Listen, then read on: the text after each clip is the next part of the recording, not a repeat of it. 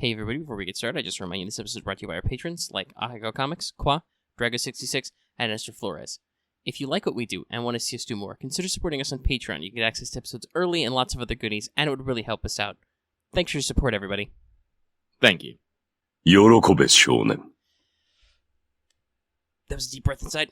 That's right, everybody. Welcome back to Let's Talk FGO, your favorite weekly podcast about FGO. We may also be the only, for sure, weekly podcast about FGO. I don't know if the Japanese FGO radio show is weekly or not.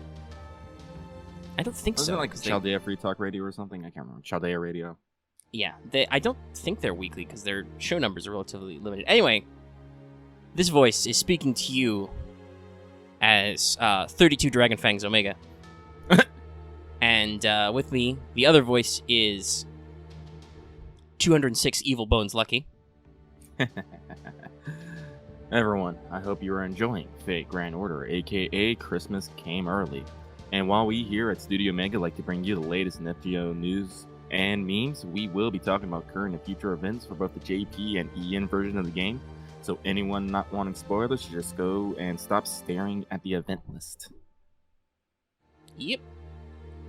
There are a lot of jokes we could have made here, honestly. Yeah, I know. I just want to go a little literal. Yeah. Also, it's not in our notes, but technically we could bring back Where the Fuck is Ron, because we actually heard from him for once in a while. Yeah, so, one of the most important questions, where the fuck is Ron? Well, he's here. Apparently he settled whatever situation he was in, so he can actually hang out regularly. Not that that's going to affect any of our immediate plans. Oh, Yeah. no, you never said anything in that, but maybe tomorrow we could do the thing. Maybe we could do the thing. We'll see. Oh, yeah. Tomorrow's another day. Today's the day where I gently fondle my microphone arm into your ears. That's AKA. a little lewd. Let's talk FGO. Just saying. Mm-hmm. Let's check in with everybody's favorite Kohai Mash. 先輩起きてください That's right, everybody. It's time for Wake the Fuck Up Senpai, our regular segment for pro tips. So, as usual, we deeply struggle for this every week, but today we have assembled one. I'm wondering if it's a repeat, but it's just something I've seen some people talking about, so I figure we could phrase it differently. And just remember to appreciate the servants you have. We talk about FGO having a lot of unit viability, which is true, and a lot of budget options can fill the same roles as a big 5-star, some even better. So this is helpful if you're saving a lot of Saint Quartz or money for waifu reasons and need to balance your team comps. 1 to 3 stars have really potent abilities in the right context. And I think this is important for this time of year because there are going to be a lot of banners coming up in rapid succession, so Boom, boom, boom, boom. don't stress the small stuff, right? Just relax. If you're saving your Saint Quartz, you can do fine with just friend point summons, alright? And then those of us with friend point, servants locked in, you don't even need friend points anymore. And our second bullet point is our community would like to remind you that you have multiple support setups for quick switches, but I'm very certain we've talked about that before. Oh, yeah. Also, I put a little note here. The both of us could basically set our Christmas support setups now if we wanted. We were just looking at what the new Christmas event this year is, and you can. Most of the people, you can basically set it up right now. Get ready, it's gonna be an early Christmas. Well, that Christmas anyway is early. Mhm. We'll talk Double about Christmas. news. But first, Records from the Throne. I don't know why I'm doing that. Records from the Throne is our regular achievement topic. It's pretty simple. I protected Brave Liz's smile. Yes, I actually got all my EXPs. Haha. I did not protect Brave Liz's smile. I don't think I have her at max ascension yet. Now I think about it. I think she's like level 65. Just because I was not able to get all like gold EXPs out of the shop. I was like, honestly, I did some pretty hardcore farming there right at the end of the Halloween event, but I wasn't able to get like anything special. But I walked away like mostly satisfied, so whatever. What did happen though for me though is I made a YOLO 10 pool on the Knights of the Round banner because I procced on my 500th day and got the 20 quartz. And I pulled an Artoria. So, huzzah for more level 1 SSRs for me. Yes, Lucky, the man who has too few EXPs. Honestly, if you don't mind wasting some time doing the hunting quests over and over again, they're really good for EXPs. Oh, damn it, I'm quiet again. Microphone. There you go. Damn it, microphone. Get your shit together. Microphone is now in the proper place for my voice levels. And hopefully everybody sounds okay. We got some feedback that last week was kind of quiet, and it was a little. It's always a little weird how like our sound balance goes. I literally have like my face like mushed up against my filter right now. That's a pretty good place for it. That's about as close as I am. Mm-hmm. Like you can squeak a finger in between my mouth and my microphone right now. That's about it. No, I can like literally brush my fingers against my pop filters. Yep, touching. Yes. So we're hopefully nice and sound balanced, and audio editing will make sure we're not too loud. Booyah! Hopefully. And if we are too loud, just turn your volume down, guys. We try not to make you go to that extra effort, but we always want it to be let known that you could fix that problem yourself. All right, let's go into the news. Booyah! Sleepy time news. Skelligrams. Number 1. Lucky, why don't you go for this? Me? Alright. So over here in the global version of FGO, we have Hunting Quest 2, running November 7th to November 13th. Basically, this is just a bunch of high difficulty mobs that'll give you a bunch of EXP, well, not a bunch, but a good chance for EXPs and materials. The orders we have going is Skeletons for Evil Bones, Wyverns for Dragon Fanes, Golems for Tuplet Crystals, Soul Eaters for Black Grease, Knights for Metals, and Demons for Hearts. During the same time, it comes with a half-assed Knights of the Round summon banner. And I say it's half-assed because, like so many of them, others, they don't have fucking Bedivere. Also, I don't if know you want why. to talk about actual changes to the English version for the worse, theoretically, I believe in Japan, the original version of this was you could only summon Knights of the Round for certain levels. You can still get other SSRs and SRs in this raid up right now in English, which is a little weird. But also, maybe they decided that was smarter, because otherwise it's kind of stilted. Mm-hmm. I said, I actually pulled on it and got something on raid up, so I can't really say one way or another. I mean, besides the lack of Bedivere, the raid up is very comprehensive, because it includes vanilla Artorias, Saber Altar, the 2 Lancers, even though those weren't, Camelot. That's why it's a Knight of the Round banner, not a Camelot banner. Mm-hmm. But boy howdy, they're taking that story lock thing seriously still. Like, very seriously. Right. Except for the one exclusive Singularity banner we got. Which was good. It's weird how that works out. Also, the only other thing to comment on this, besides just if you want to know on what day we're recording this, it's Golem Day right now. But the Demon's Day also includes a lot of the mobs who drop chains. Oh. So if you're hurting for chains, there's a Chains Day. Chains. You need a lot of chains. Chains is one of those. I think chains are a bronze mat, and you need a fuck ton of bronze mats. Yeah, you do. Like fangs, bones, void dust, shit like that. Yeah. Loads of people are excited about that. We're going to spoil. There's a news item later. They've announced the first Christmas rerun in English. Lots of people are super excited for that because there's like 5 void dust per lotto box or something, or maybe 4, and there's like 10 lotto boxes you can do. You can't do unlimited lotto boxes in the rerun, but you can do a lot. So, like, there's quite a bit of void dust on the table. How did that even happen? How did that happen? That's my freaking fingernail. Whatever. Anyway, let's jump into Japan with 15 million downloads. This event running from 11/7 to 11/21. There's a login bonus featuring 10 of various prizes for 7 days. Pretty typical for millions of downloads at this point. There's a comeback bonus if you haven't logged in for like a month. Get 31 Saint Quartz and some FP and some EXP and some apples. Basically, hey, if you haven't played in a while, please play our game. There is 10 SQ and other bonuses in limited master missions tab to kill certain enemies. So, like, They're basically like the normal master missions, only now they drop like 1 SQ a piece as opposed to frags during this period, so that's cool. As a fun little mission incentive. And there's another free SR ticket, which, like the 10 million one, includes Storylock SRs this time.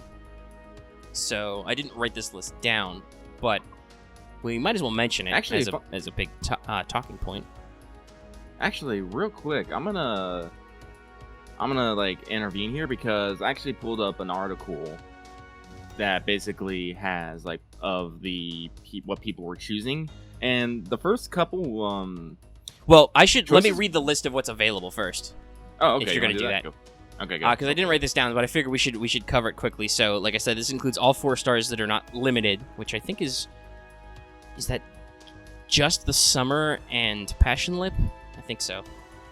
Oh no, and that would be Fujino also from the K&K rerun. Anyway, so you can pick Saber Alter, Gawain, Siegfried, Daon, Suzuka Gozen, Nero, Rama, Lancelot Saber, and also Lancelot Berserker, Saber Diarmid, Muninori Yagyu, Adelante, Emiya Alter, Tristan, Tomoe Gozen, Chiron, Lancer Alter, Vlad Extra, Liz, Fion. Why would you even bother?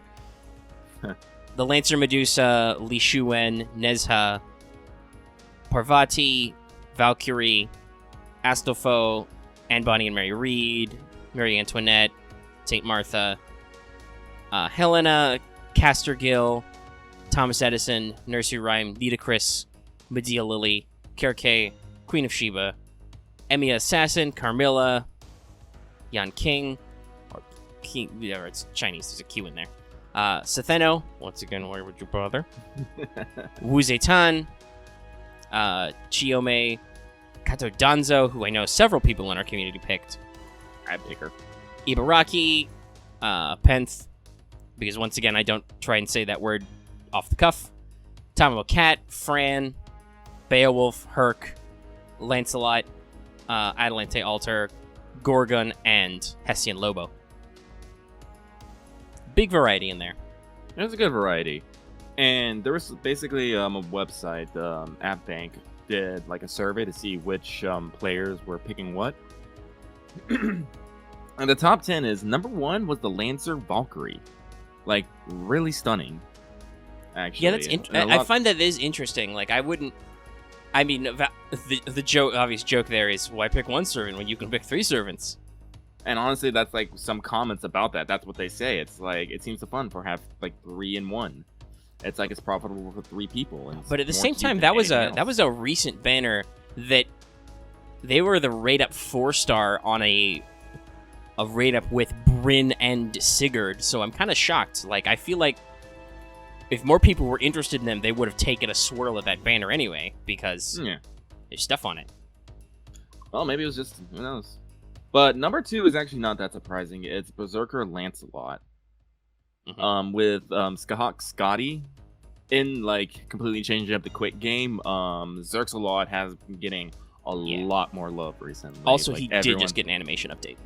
and he just get an animation update, so he is like super hot right now. Number 3 is the Saber Yagyu Miyamori Morimoko. I'm not gonna pronounce that right. The but Master voice of ain't Sitting. here. Yeah, Master of Sitting. Voice ain't here to yell at me, so fuck off with my name pronunciation. Number 4 was Chris Caster. Number 5 was Parvati.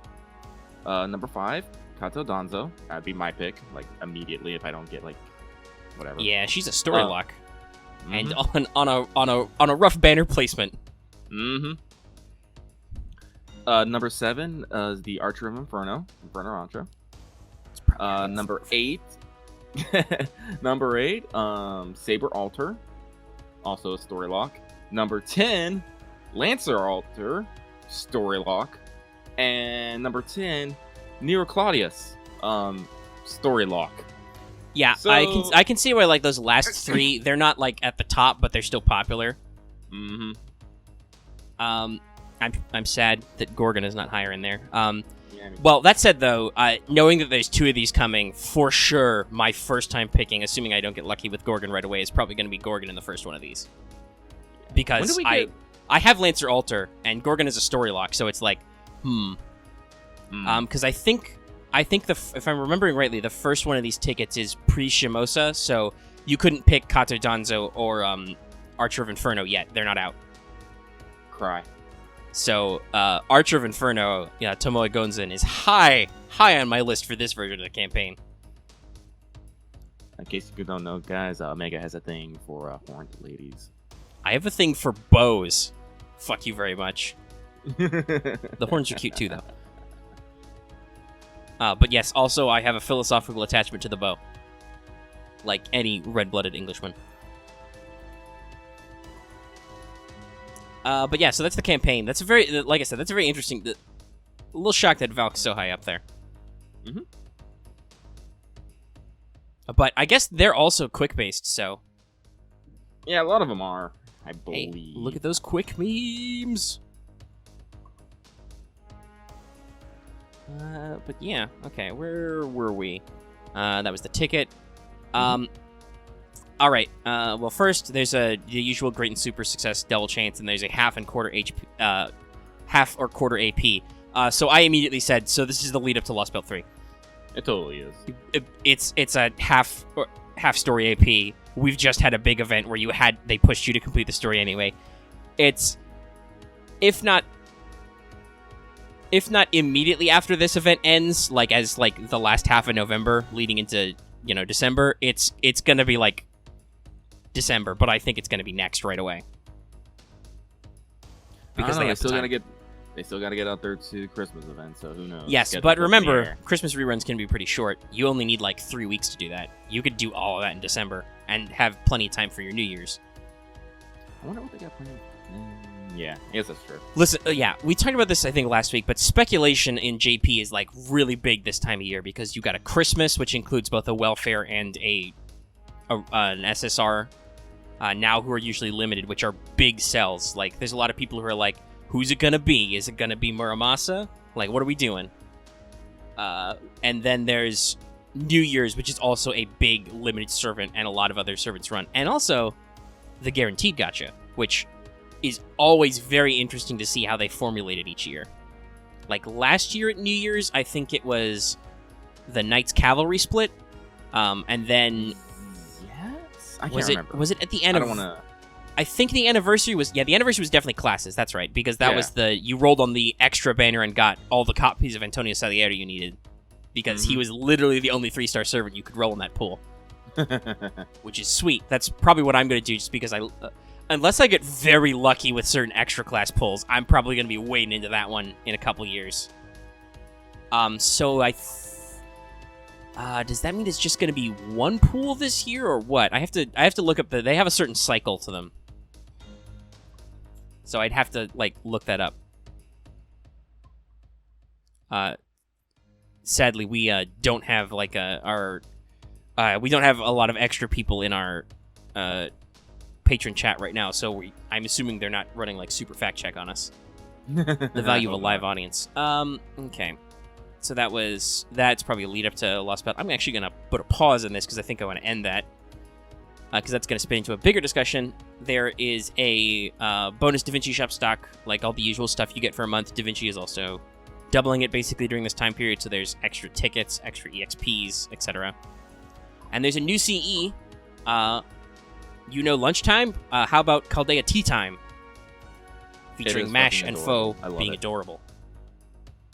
That is 110% going in the thumbnail somewhere.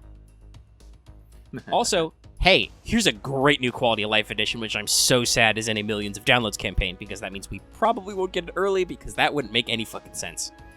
But 5-star EXPs are a thing, Hellfire of Wisdom.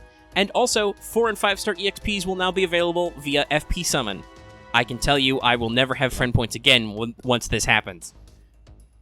Yeah. Because holy shit, even if I believe people have calculated that it's about the rate that you get the new command codes, which is fairly rare, still, the fact that you can get gold EXPs in the friend point gacha just for free, goddamn, that's great. I mean, and to be real, you get friend points real easy. Right now, I'm at, my counter is just 999 plus. Yeah. I haven't only quite wrapped up to that level yet, but I'm at 800 something. and I'm just, I got nothing to spend it on. The game keeps giving me free friend I can't points. spend. I can't spend on anything. I'm still pretty broke. I think I only got 6 million in my fucking account. Yeah, I mean, technically, if you burn all that stuff you'll get a little bit of QP back. It's not super efficient, but No. you could do some conversions. So that's really cool.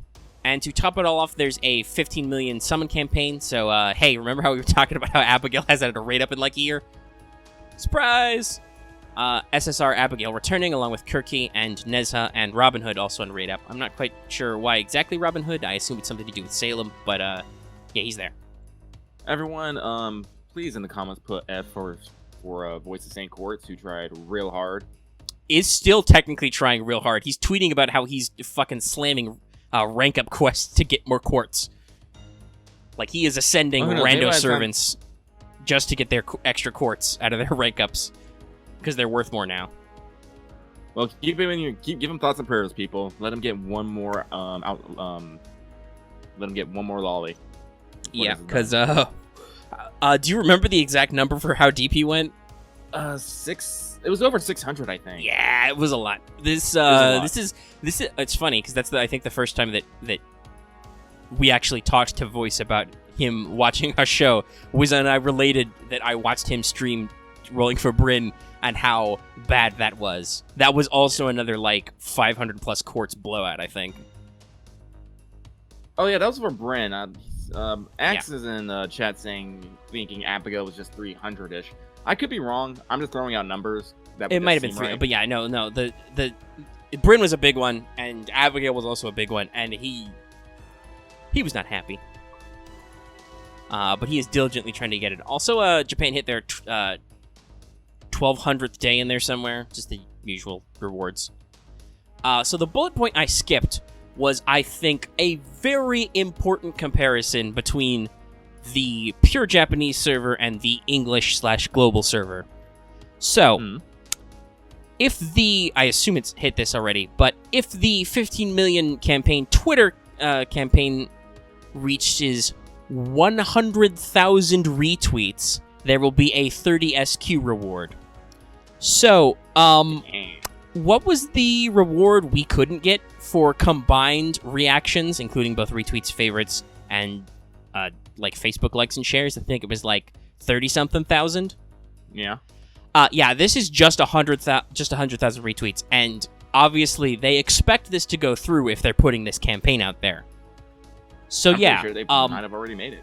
Yeah, they probably have. I haven't heard anybody complaining about not making it. So, guys, we like to talk about the different levels of engagement between the two servers. 15 million downloads. We just hit 4-ish in the last month or so. At the same point, Japan was already up at 7.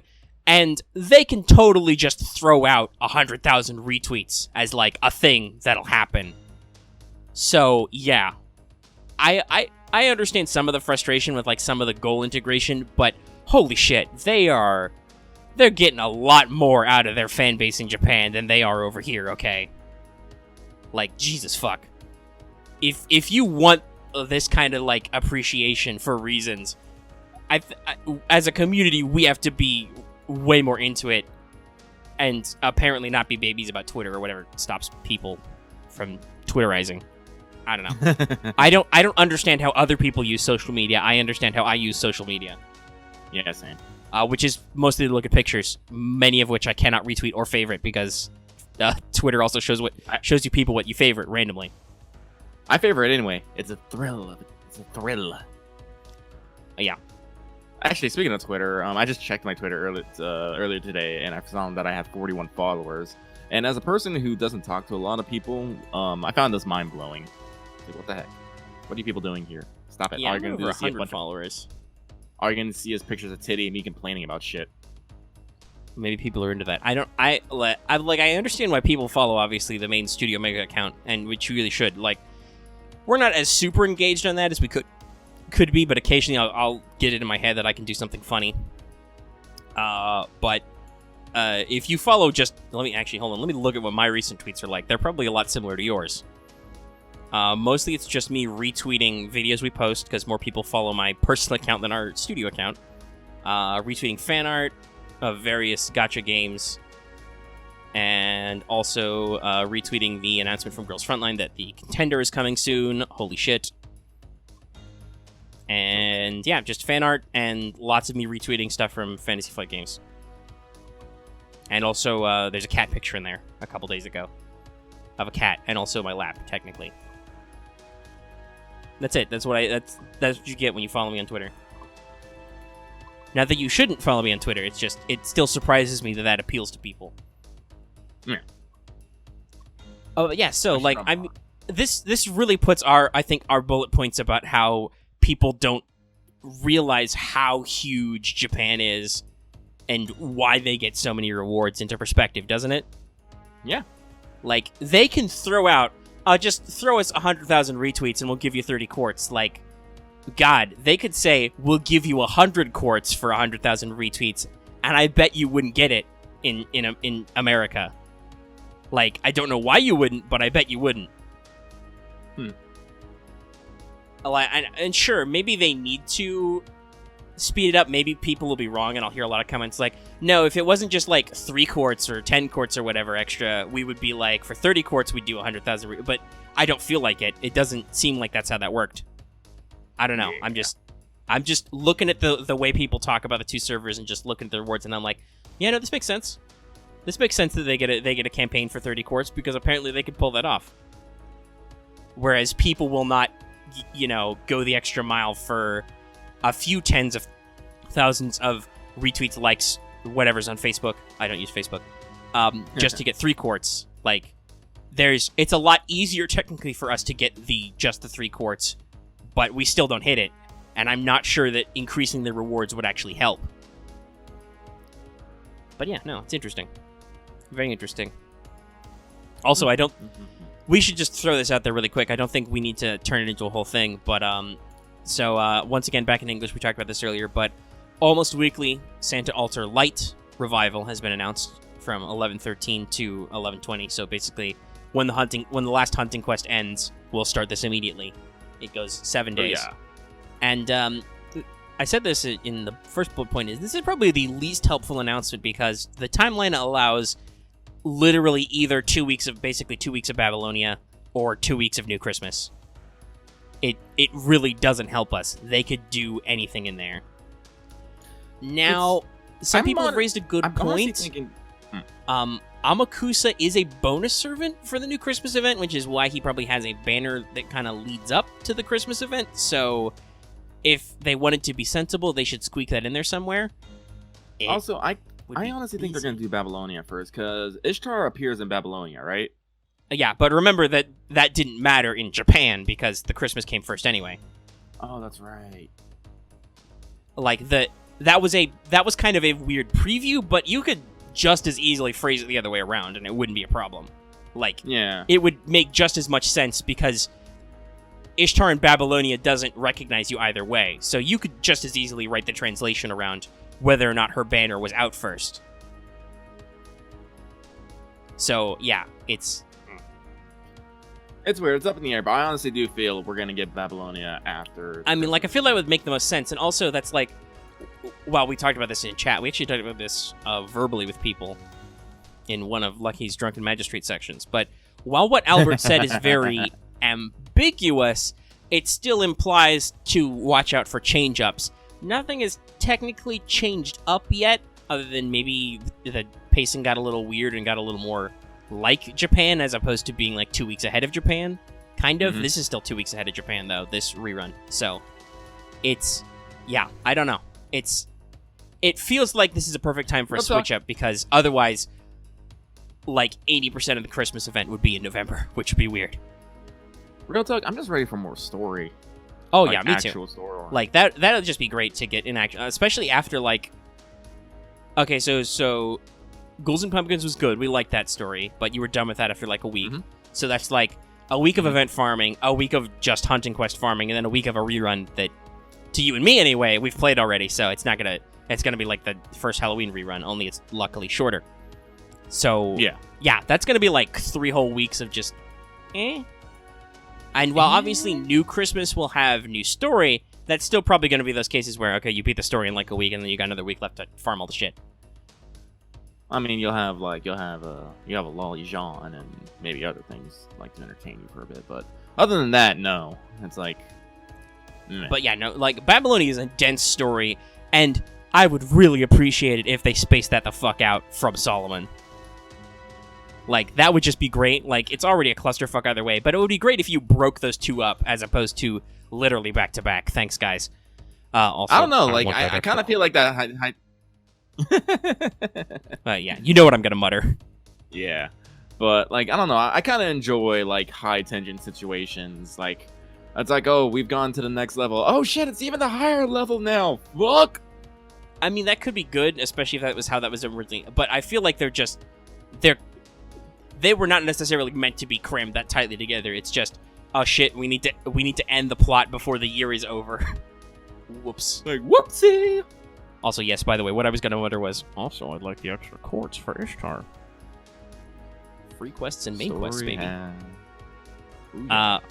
But also, I said this in the chat. You know, we're still trying to take kind of like a relaxed view, like, whatever. What comes, what comes. So, like, I'm not gonna be upset. It's like, oh my god, I can't believe you guys totally gave me the impression that Babylonia would be first, and they didn't. That's just based on previous actions. We are making a speculation that it is perfectly reasonable for them to put Babylonia first, and it would work, and it would be okay, and we'd like it that way. But it doesn't have to be that way. You could easily just follow the JP schedule. I mean, it worked for JP. Also, if you are one of the many, many people who have not been playing FGO since the beginning, we've been seeing this a lot in our community, newer players. A lot of people speculated that AX did a lot of great... despite the fact that existing FGO fans were not happy about how AX was handled, all the ads focus on AX may have actually brought some new blood into the game. They had ads on buses. That was nuts. And also those big fucking display ads on the sides of buildings. Nuts. Yeah. Like, no, I don't think we've had, like, they this blew level a lot of, of like, ad budget on advertisement AX. Like, honestly, I don't think I've seen, like, advertisement for anything of, like, a particular anime culture here in the US fucking ever. Not that I can actually think of. I could be wrong. If people got examples, like, please let me know in the comments so I can be like, oh, yeah, sure. fuck, I Throw was some wrong. images at us. Yeah, show us. But, like, I can't honestly think in, like, recent history. Yeah, no, I have like, never... I don't think I've ever seen in America a bus rap featuring characters like that. Like, maybe some video games, sure, but, like... It's always been like Call of Duty or something. An anime culture mobile phone game. No. Did Nintendo bust out something for Fire Emblem Heroes? I probably not. I mean, and now that FGO has done it, I wouldn't be surprised if Azure Lane did it because their US PR person is killing it. But yeah, no. So that I think has got a lot of new blood. But basically, what we said all this to say is that we already did a pregame on this episode. Go ahead and check that in our backlog.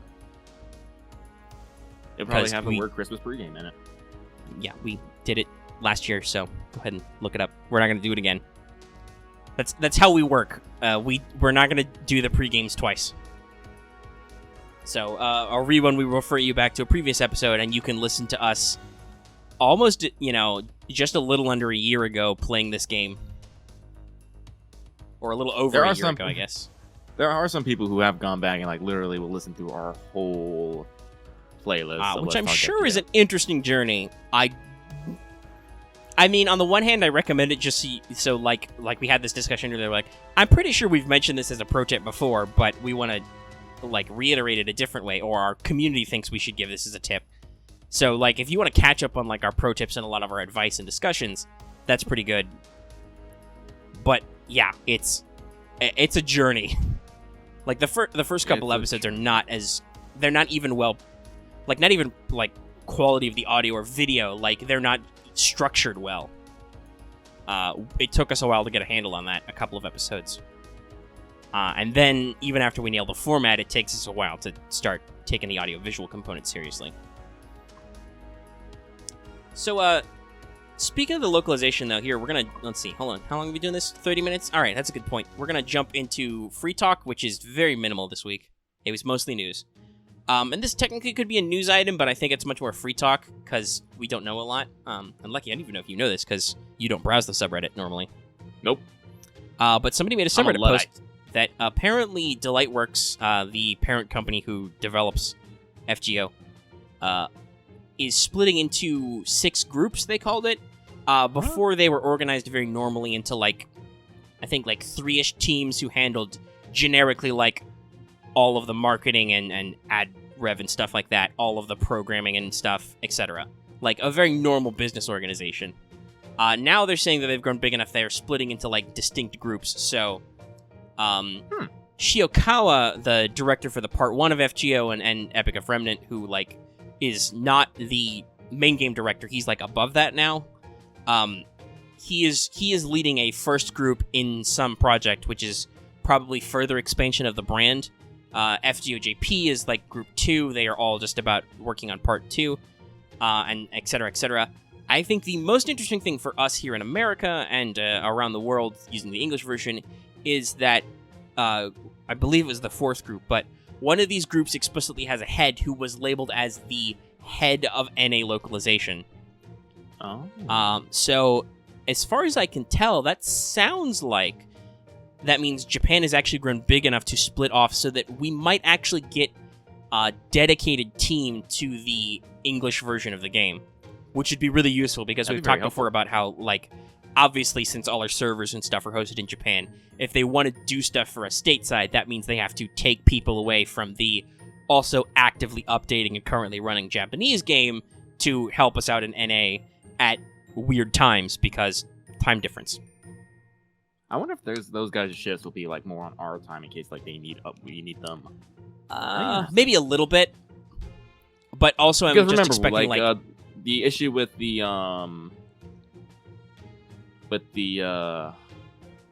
I can't remember what the issue was that we had to wait. Albert had to wait until they actually fucking woke up in Japan to deal with. There have been a couple instances where like some stuff was still a little goofed up overnight because clearly, obviously, some people in Japan had to wake up, go to the servers, flip some switches. Yeah. There's the one where people almost lost their login bonus for. Yeah, the extended maintenance. Oh yeah, the extended maintenance. Oh yeah, because of the iOS. Yeah. Thing. That's what it was. And no one can get on. That's what it was. Mm-hmm. The 21-hour maintenance. Scary. But yeah, so hopefully that means that, like, obviously, new people in, like, a direct chain of command means probably a slightly different culture, a slightly different way of doing things. So we might see some changes or some improvements. Mostly, I expect this means that, A, Albert now has a person to talk to directly. Also, before anybody asks, does this mean Albert's lost his job? No, I don't think so. Albert always introduced himself as localization producer or head localization producer for Aniplex, working on Fate Grand Order. So he is the guy at Aniplex who are licensed to produce the localization, who is the producer of the localization. He does the actual production work. So if this guy is head of the NA localization, that means he's head of the team back at Delightworks, who's doing all the monkeys and typewriters, in charge of our localization.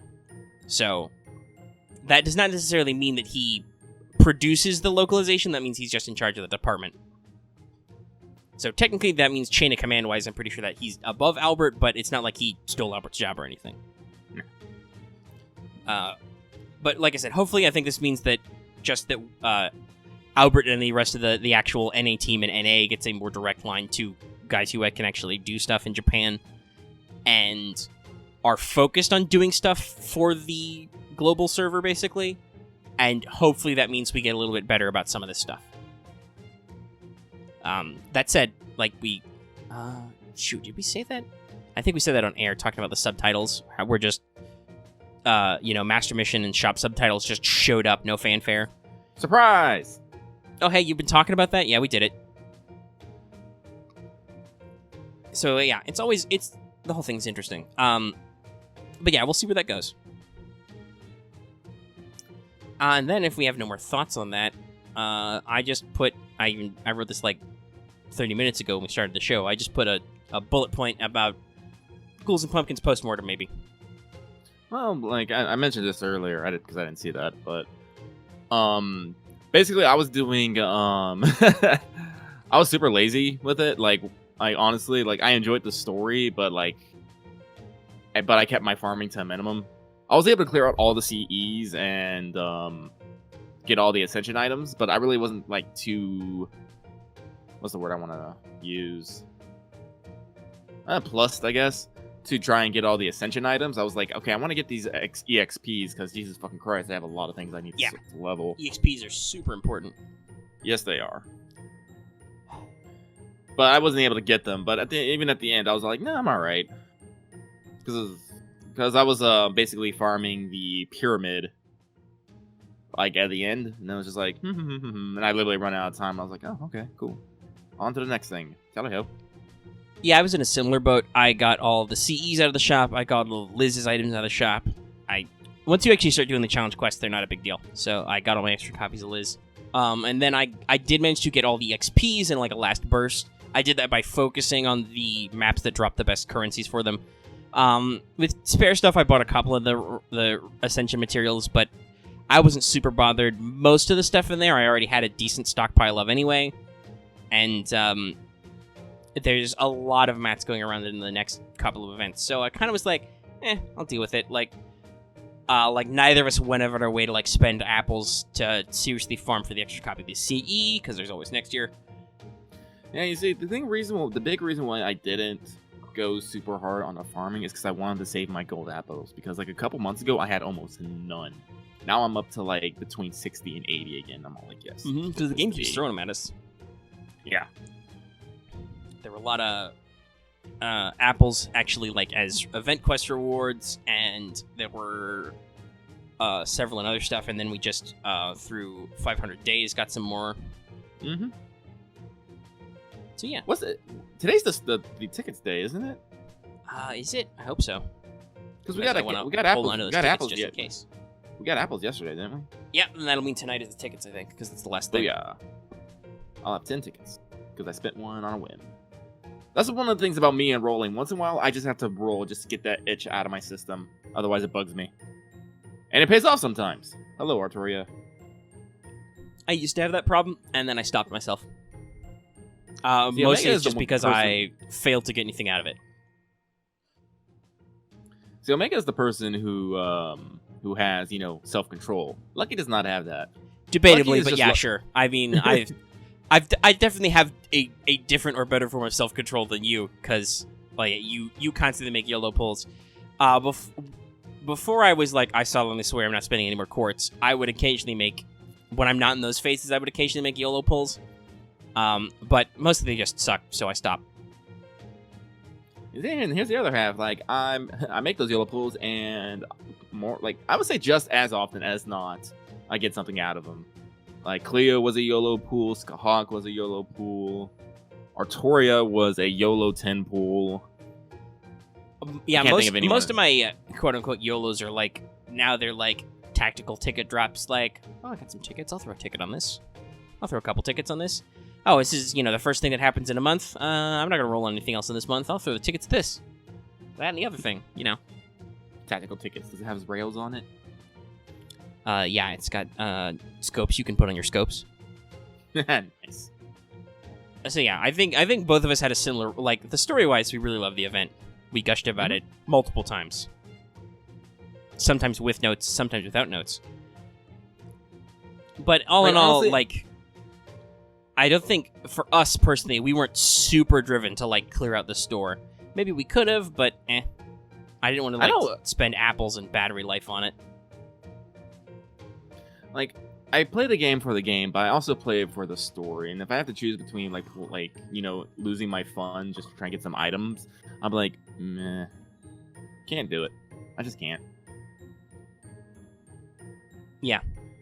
All right. I mean, like, I think that's it for Chaldea Free Talk. Yeah, well, I mean, I would say that in general, items are good, but also sometimes it's like, if it's not like, oh, I'm definitely hurting for this type of item, I know for sure I need this to, like, ascend a servant I want or something. Like, it's hard for me, like, you say I have self-control. Like, I have self-control not to spend quartz. I don't have self-control to, like, sit down and go, like, this is the only time I can get feathers easy in the store for, like, 6 months. I need to stock up on feathers. Because there are some people who play the game in that very disciplined way, and I'm just like, but I don't need feathers right now. And and that opens us up to a couple of smart-ass comments about, well, you know, if you just buckled down and rolled more lotto boxes, you wouldn't have this problem. But I'm like, I'll roll. There'll be other stuff. There'll be other shit. Can't be bothered. Got extra stuff to do. I got, my next dozenth Legend of Five Rings character to build. I've got Azure Lane to play. I've definitely got to play Girls Frontline now because I'm going to switch from constantly rolling for IOS to constantly rolling for Contender because Contender Chan is cute. There's a tilde in We're also that. going to be having an Arxis collab soon. Oh yeah, they're actually, it's funny. Both of our other gacha games are doing collabs. Because they've Azure Lane announced is that doing, after Fallen Wings and Azure Lane is doing their Neptunia collab, which I don't care about at all because I never ever actually managed to get into that series. I know there's someone in our community. We have who's really we have a into couple of people who are super excited about it because they like Neptunia, but I like there's a lot of game franchises out there. We all have liminal amounts of time, so it's like that would have been cool, but I never had time or money to get into that. That's the stuff like 10 years from now we'll be going back and like, hey, so what was a game series you never played? But yeah, so that's cool. And then like you said, what specific Arxis titles is Girls Frontline going with? They're doing Guilty Gear because Elfelt's one of them, and I think it's Guilty Gear and Blaze Blue. Yeah, I was about to say I know Blaze Blue's one of them. What was the other end? So it's Guilty Gear. All right. Yeah, I am a Team Red. Fuck all you Team Blue fuckers. I don't get this. I played Persona 4 Arena. Basically, in Arxis, Team Red is the team that handles Guilty Gear, while Team Blue is the one that handles Blaze Blue. Okay. Which one of them made the crossover game? Actually, I think that was Team Blue. Let me double check that.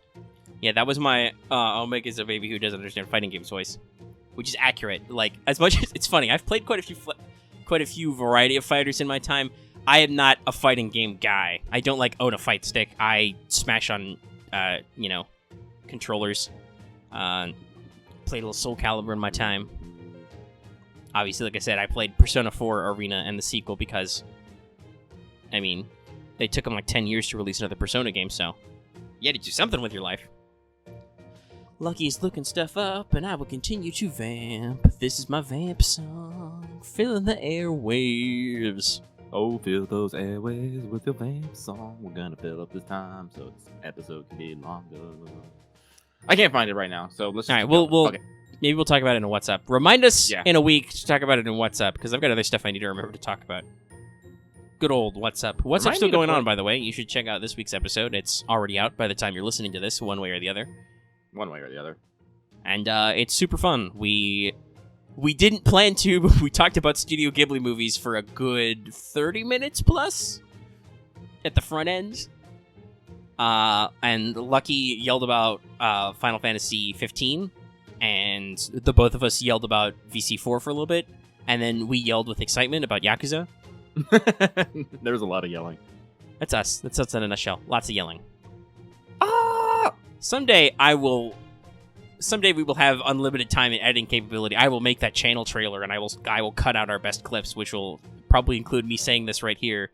It's just a lot of yelling. Someday we'll get there, or we'll just pay an editor to do it for us. Hey, editor, comb through our entire back catalog, find the parts that people like the best, turn that into a trailer. I cut out the part of me talking about how we were handling. You were like, "Yes, thank you." But I want that to be in it. Well, I mean, you already pre-clipped that, so that's great. Very on brand. Okay, so yes, you're right. We're done with free talk. I have to find the tab that contains the show notes. All right, here we are. So first off, we're going to jump into CE Spotlight. We did that straw poll. Only slightly, but Matahari's Tavern won. It was a tight competition between talking about Matahari's Tavern and Hero Ellie's Adventure. Which reminds me, I should link it to Lucky. The I already got it. actual. Oh, you got it up? Okay, cool. Yeah. So, well, one, I've been talking a lot, so I think I'll let you read the description, the lore stuff. But first, I will talk about the actual effects of the game. So it's one of the Super Ghouls and Pumpkins store CEs, so it increases the appearance of one of the mobs. But you don't care about that anymore, at least for a year. But what mechanically it does, it's one of those interesting, like, all-arounder effects. Like, you see this in a couple of CEs. Like, I think the Gouda Gouda CE is, like, increases everything by 1% and then, like, 2 or 3% when max limit break. So, Matahari's Tavern is Arts Buster quick effectiveness up by 2%, 3% if you max limit break it, which isn't that hard, it's in the store. And then it increases your critical strength by 5 to 10%. So, you know, for like a 5-cost, 3-star CE, it's got a little bit of everything in there. Might be cute to just like slap on something if you're like, I don't really know what I want. I just want to stick a neat CE on it. The art is by an artist called Melon22, and it's got, Matahari in her tavern garb, which is her normal garb, but slightly more orange than usual, and she's wearing a weird pumpkin hat on top of her twin tails and stuff, which is adorable. And she's got lots of beer. It's very Oktoberfest. Yes, it's Halloween, but in like that, funny cultural Halloween. And then she's got I had to zoom in on the CE. She's got well, first of all, she's got a well-defined navel. But no, in her other hand, she's got some kind of poultry animal, or possibly a dragon. Because, there's a tiny Balmung sticking out of it, and there's like a claw, but it's fried. So she's bringing beers and fried food. Hell yeah. All right. And that's basically the oh, okay, so it actually notes down here that it increases the appearance rate for bugs and golems for some reason. Thematically, I don't think I ever got why what CEs increased what mobs. But that's what it did. I don't know, they probably just said like dartboard it. Lots of dartboards in this game. Alright. Lucky, would you be so kind as to read the description for this CE? The adventurers frequently come and go, a place of exchanges where meetings and partings repeat on and on. This tavern was also little more than a commonplace sight, but ever since a certain girl made her appearance, its business began flourishing by the day. A smile like the sun in the countries of the south, and a view as plentiful as the fruits that grow there. The adventurers gather en masse today as well, but Blackbeard is banned. Mm-hmm. Do you know if that's the literal version that appears in English? I do not know. Where's my phone? Because interestingly enough, I'm looking at on the wiki. There's a slightly different translation that I think is a little bit more grammatically agreeable. So this might be the localized version. It's like, one of the many places in the world where adventurers come. That's how it got its start. But ever since a certain poster girl showed up, it's been busy every night. And it says that her smile is like a tropical sun. And then they gather to see her smile like the tropical sun, and to see the pair of tropical fruits. So the pun is much more direct in this translation. And then it says, Blackbeard, however, is no longer allowed inside. So I don't know if that's like the literal Japanese translation or if that's the localized version. It's probably the literal, like, they probably didn't update it. They're probably like, whatever, it's fine. Yeah, who knows? It's like, either way, I made it fucking work. Yeah, no. Both versions are good, though. In the one I was reading, the simile is a little more direct. Yeah, like honestly, the way I read it now, I didn't get it, but now that you said that way, I'm like, oh. Well, this is an interesting thing. We're gonna totally derail this because other than just appreciating how good this art is, and some of the references, and obviously it's referencing the fact that when you show up to the very video game inspired Halloween event, Super Ghouls and Pumpkins, Matahari's running the fucking tavern, where Liz is sitting with her "Please take me home" sign. But did you mention how much we love this event? Yeah, it's great. Interestingly enough, I've been watching another series. This is one of the things I want to talk about in depth on What's Up, but I'll mention it here. I've been watching a series by a guy. It's on Kotaku's channel, but it's he called it Found in Translation, and basically he's playing the Japanese version of Final Fantasy VII for the first time and comparing it to the English script that he played, when it came out in '97. And kind of like finding some interesting differences and nuances in creative translation. And one of the things this really made me appreciate is when you talk about it directly, how ambiguous Japanese is as a language. Oh no, it's super ambiguous, man. Yeah. And like you can intellectually realize that, but it's hard to conceptualize until Like, a guy is literally, okay, so here's the language, and then he goes like, yeah, so this word could mean like 5 different things, and context is important here, but if you're a translator looking at a spreadsheet, which is how a lot of stuff gets done, you might be like, I'm not sure exactly what he's saying. So, in some cases, it's interesting how, like, the ambiguity stays, the ambiguity sometimes gets taken out, the ambiguity sometimes gets represented wrong, but it's interesting to talk about with, like, how, obviously, because this game we're talking about is translated into English, and as much as we like the localizers, obviously there's stuff they got to take care of. So it's always interesting to see, like, what's a more literal translation, what's a more flowery translation. And, yeah, it's always interesting. I'm trying to think of, like, some interesting, examples off the top of my head, but I can't think of, like, like, when I hear Japanese, I can, like, kind of speak Japanese, but I can't think of Japanese. It's kind of weird.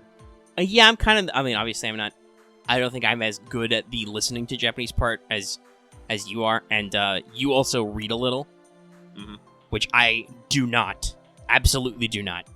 I don't want to claim I read a little at all. Maybe I recognize some stuff, but yeah. But playing it by ear, I can understand. I'm getting a little better, and it's always interesting to hear people talk about. But it's hard to, like, think of how like a phrase would be in Japanese without one in front of you. And part of that is probably because of the grammar differences.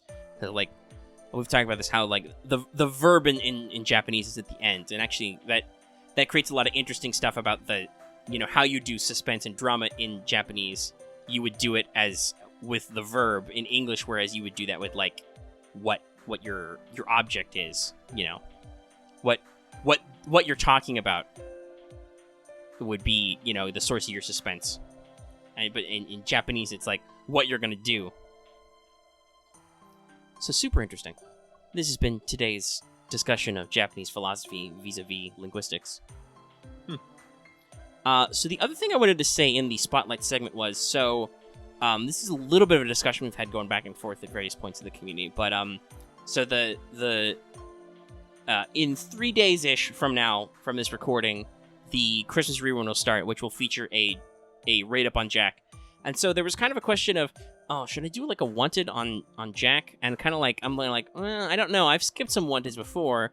It kind of makes sense, but also we don't have to.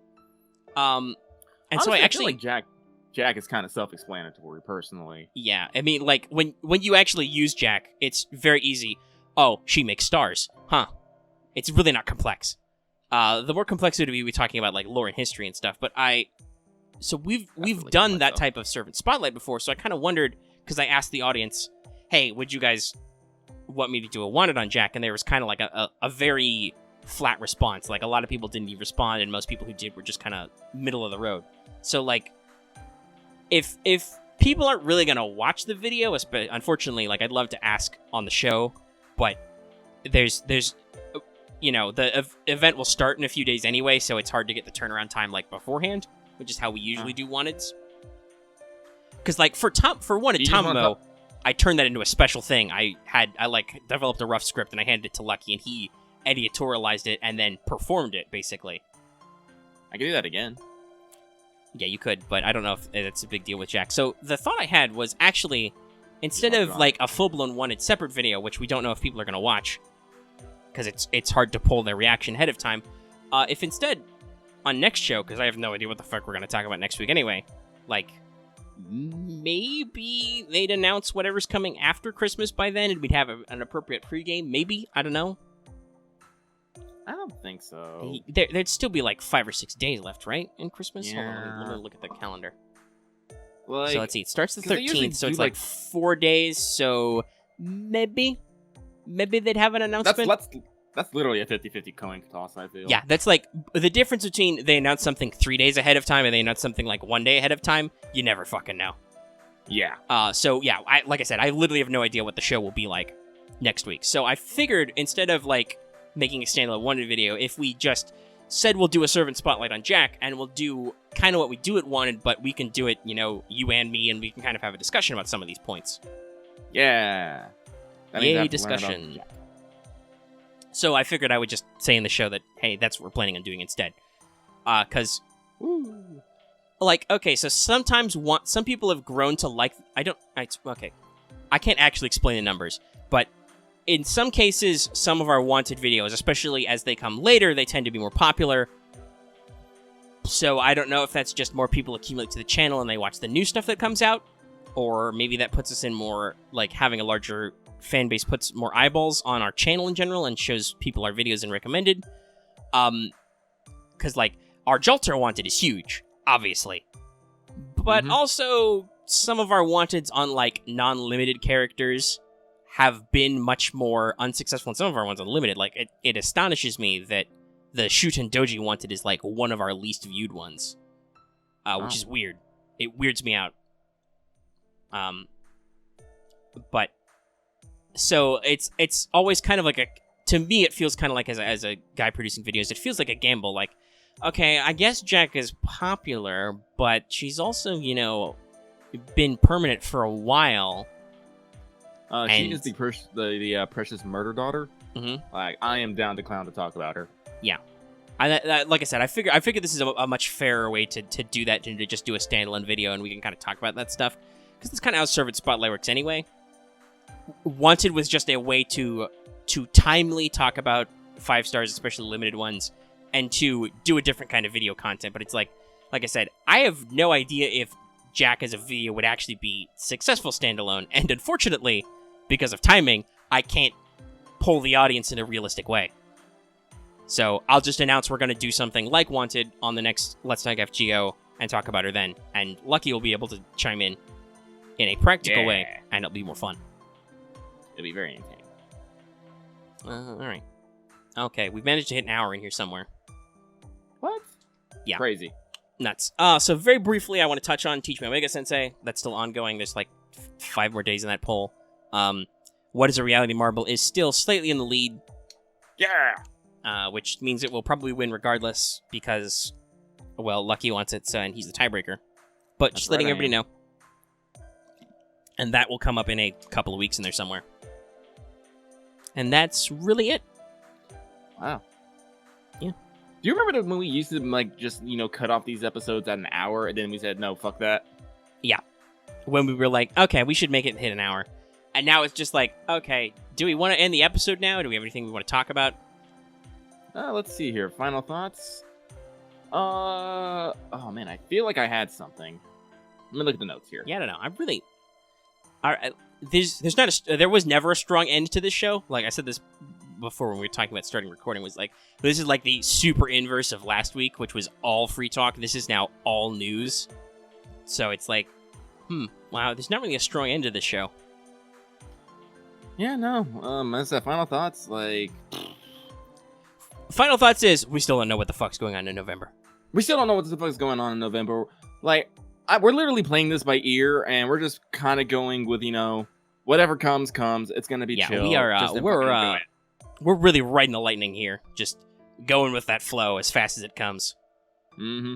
Like, honestly, I was talking about this earlier in our Discord chat, but like, at the end of the day, like, you really shouldn't worry about the event schedule that's coming out.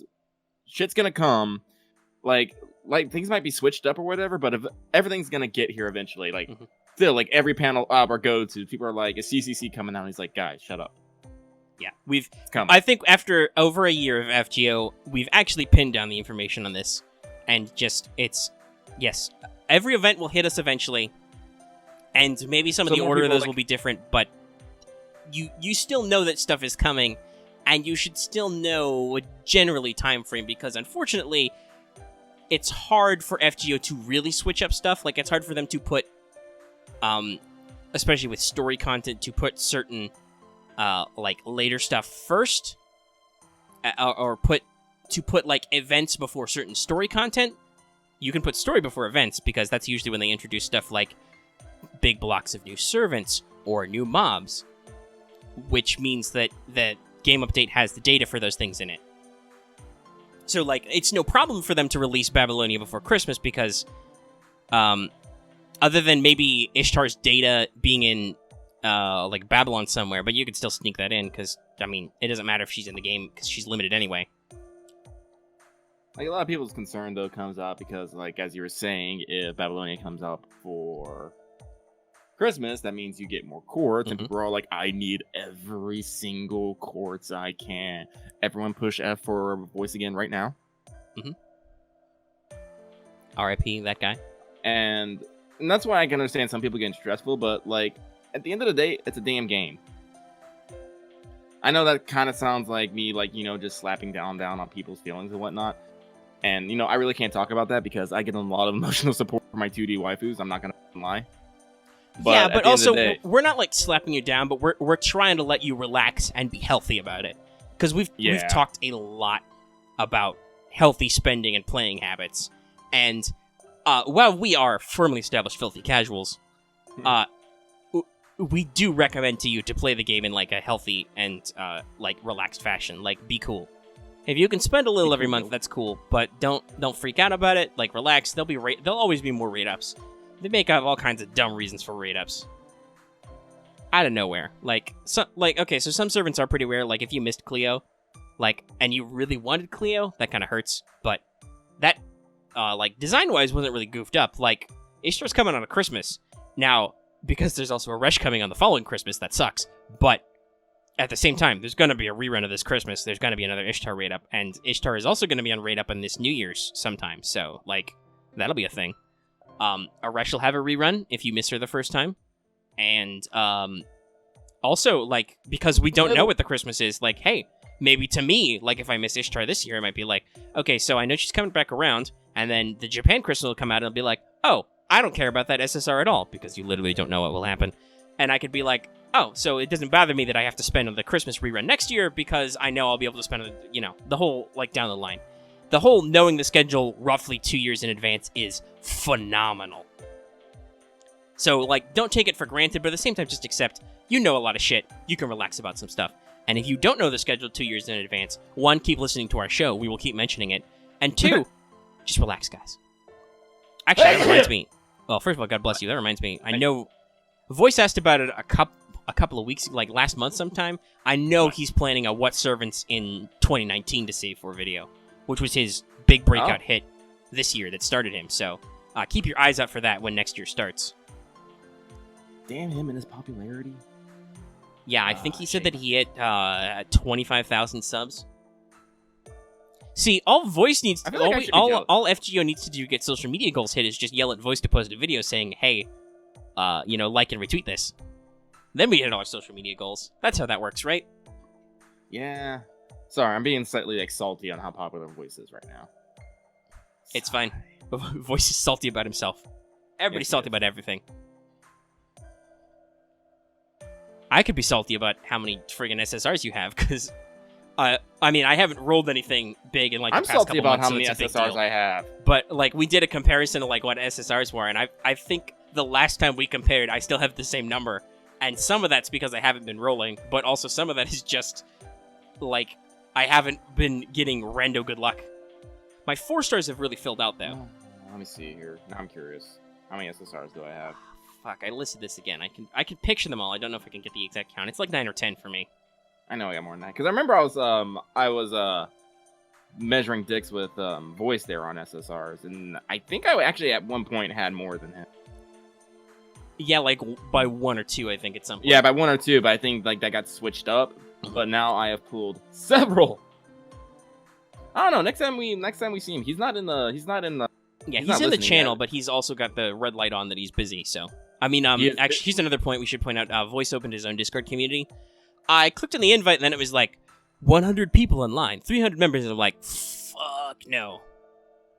I get freaked out enough that our community is huge. I'm not. Yeah, we have 40. Let's see. Yeah, we like Voice's big ass community. I'm like, nope. Like, if Voice wants to ask us to come hang out in his Discord channel, sure, but on my own volition, fuck no. No. I treat my online, oddly enough, treat a lot of my online interactions like I would my real life interactions without a purpose. I'm not entering a room with like 300 people. That's nuts. All right, let me see here. I have 1, 2, 3, 4, 5, 6, 7, 8, 9, 10, 11, 12, 13, 14, 15, 16, 17, 18, 19, 20, 21, 22, 23, 24. I have 24 SSRs. So you have four-ish full rows. Or 5-ish? No, it's exactly 4. No, it's exactly 4 rows. Exactly 'cause 4 there's rows, 6. yeah. I have, like, 2-ish rows. I think I'm a little short on 2 rows, because I only have, like you said, 9 or 10. Yeah, okay. Now, I've got some good ones in there. I got fucking, like, a lot of NP on, like, Tama. I got, like, Jolter in there. But I definitely have way less. So, hey, audience, new or old, if you're like, oh, gosh darn, I don't know all these, big fancy FGO YouTubers with all their SSRs, don't feel bad. By the way, I'm 10 of those Omega. I'm a SSRs are normal level person 1. who is almost 100% free to play. Yeah. Yeah, Axe, 10 don't of you those are- drop a little bit of cash on the game every month? Or is that just big banners? I know you spend money on this game. I am, like, almost 100% free to play. The only time I seriously spent money. Also, Axe, do you have to be snippy with me while the show is going on? I'll fight you. You don't have to be in this chat. Don't make me turn into the drunken magistrate again. I will lay down the law. Now, Lucky will really yell at me to finish his point, but Shit, I'm losing my thought. I'm turning into Lucky. Oh, no, what I was saying was that I am, like, 99% free to play. The only time I have spent a sizable amount of money, which wasn't even technically a sizable amount of money because it wasn't even, like, the biggest quartz package size, was I spent, like, $50 on Ryder Mordred in the summer that I didn't get. R.I.P. me. Didn't you also put money down for the guaranteed? I mean, I've spent the 2 guaranteed, but almost anybody who plays this game does that anyway. That's not like because you have to pay in money. That's almost not like how like Whaling works, because that's like a special one-time purchase. But yeah, I've done that too. Honestly, if you can't make the like just under $30, like twice a year, that's like, I mean, if you want to be pure like 100% free to play, that's okay. But in terms of spending, the amount of money you need to put in to get the guaranteed SSR is very small. It's not a big deal. Huh. Well, for Christmas, Omega, do you want a video game or do you want like a fucking $80 quartz card? Yeah, man, you really make me seriously think about that. I don't know. Like, I don't even know what I'd roll for about Christmas time. I guess if I miss Ishtar, it would be the New Year's banner for Ishtar. But yeah, I have to look what's coming out in December. Because at some point, who knows? Maybe like coming out. Yeah, see. Like I said, I have disposable income, and I do try to like get Omega something like once in a while. Not always entirely selflessly. No. Like, it's cool that yes, you get me gifts, and that's great, and I appreciate that. But there have been a couple of them where it was like you bought me the Division when it was very clear, like, hey, I'm gonna buy you the Division so we can hang out and play. Yeah, because that was also the gift of friendship. Everything is the gift of friendship. Yeah, well, let's see. By the way, speaking of our... okay, finish first. Oh, no, I was just going to go on more about... I think, like, the first thing I actually got you was a Metal Gear Solid 5. Yeah, that was a pure gift, but that was great. Yeah. That was something I would have got for myself eventually, but you got it for me sooner. Yeah. That was before, like, we even got on to, like, this whole Studio Mega thing. It was just like, hey, I got money. Let me get this guy thing. Yeah! Yeah, so what I was saying there was, it's even funnier now that we extended that another couple of minutes, was, so remember how we talked about how we used to cut ourselves off? We just added 10 minutes to this video talking about nothing. Yeah. We're good at the fluff. We're really good at padding, guys. Yeah, we are. If you would have listened to nothing but literally 2.5 hours plus of padding, watch Let's Up. Which a lot of people are doing now. I thought we hit like 3 hours almost with the last one. Yeah, the very last one we hit like 3 hours. That was we had like 1 hour of you, me, and Voice, so 3 of us, and then we had 2 extra hours where we're like, okay, Voice is gone now. Now we're gonna have our regular show on the end of this. Oh, that's what it was. But that's also, I think, one of our most viewed What's Up. Of course, because it was Voice. Him and his popularity. Put him right in the You thumbnail. can't see me, but I am shaking my fist at the sky. Mm-hmm. Lucky does that a lot. I That's funny. I'm trying to remember what. Oh, we were talking about, whether or not people were trying to like fish for views with some videos, and I was like, I mean, I was just saying like that's just how the hustle is done. Like, have you seen a Let's Talk FGO thumbnail? Most of our audience, though, at least kind of appreciates almost the irony of or at least the artistry, rather, when I make thumbnails. Like, I could, like, technically, like, if I had time, I can make them more eye-catching, but at the end of the day, I don't know how much more if it actually would bring in any more views. That's why I don't do anything, because I'm like, I don't think I can actually do anything to the thumbnails that wouldn't, like, catch anyone anyway. I would literally just do some... They have the FGO, like, fake grand orders in there big, usually in big enough text you can read even as a thumbnail. There's a couple of, like, eye-catching pictures you can barely see. There's some funny images. And you're like, oh, this might look entertaining. Yeah, so it's like, I can't, like... Can I make something that looks more pretty? Yeah, I mean, obviously you could, because I'm literally using MS Paint to make these, but... Yeah, so it's like... But it's like, would it be anything that make anyone want to click on it even more? Probably not, so... No, hey, if you have thoughts about our thumbnails, let us know in the comments. And also, Yeah, like please. and subscribe. Do it. This is fun sometimes. Alright. Now this is an hour and 15 minutes. There's probably some pauses out in there that are going to get reduced, but not a lot, and I know Editor Lucky is going to leave all of this shit in. I mean, if you want Editor Lucky to take it out, he can, but... Now, I'd really leave that to Editor Lucky's discretion, but I know if I leave it to his discretion, he's not gonna. And I'm just like, I don't care. I'm not picking apart this audio that gets longer every second. Yeah, I know. Sheesh, what are we doing? Why do we keep talking? We should really shut up. We really should stop, because we're literally only making more work for ourselves. Let's end the episode. Alright. Next week, no fucking idea. We'll talk about Jack. We know that for sure. We're gonna lock that topic in. And other than that, yeah, I guess we're just gonna wind down the episode. Hey, if you like this video, give it a like.